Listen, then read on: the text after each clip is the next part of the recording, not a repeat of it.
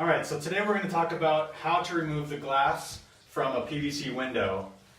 This is something you have to do in case you need to mull your units together. If you have two fixed units, you might have to remove the glass in order to screw the frames together, or if you just have to replace the glass, or if you have to replace the window bead here.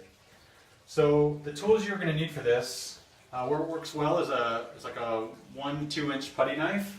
Pretty flexible, and then maybe a couple of small little pry bars that are really skinny, and a small mallet.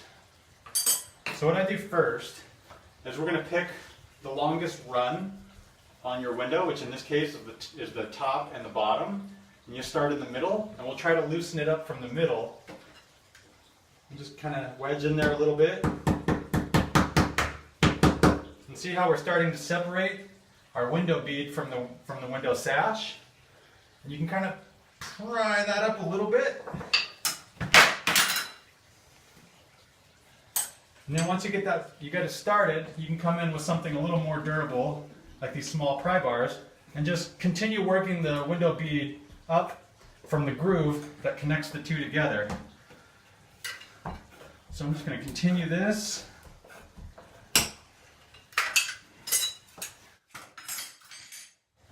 And then you can just pull this piece right up and out.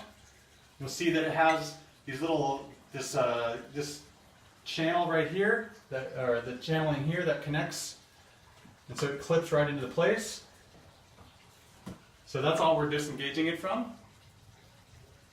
We're going to do that on all four sides.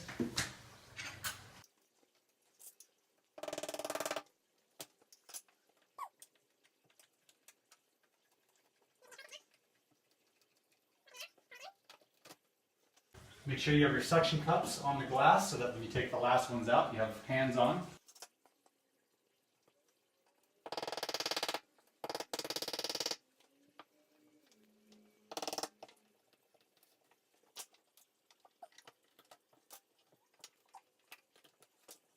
So now we've got all the window beads off. You'll notice that there are shims all around the glass.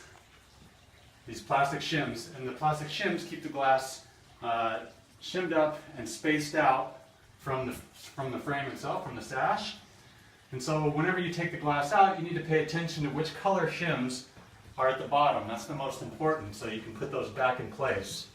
So usually what I do is I kind of tip it out from the top.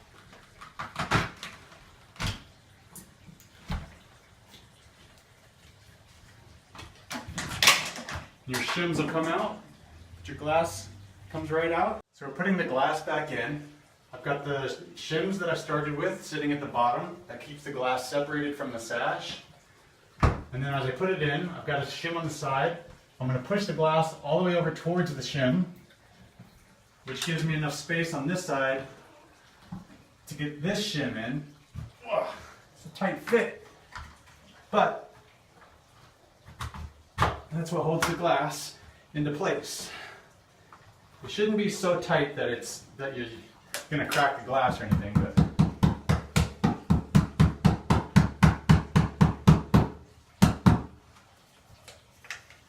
you can use a shim as a beater block.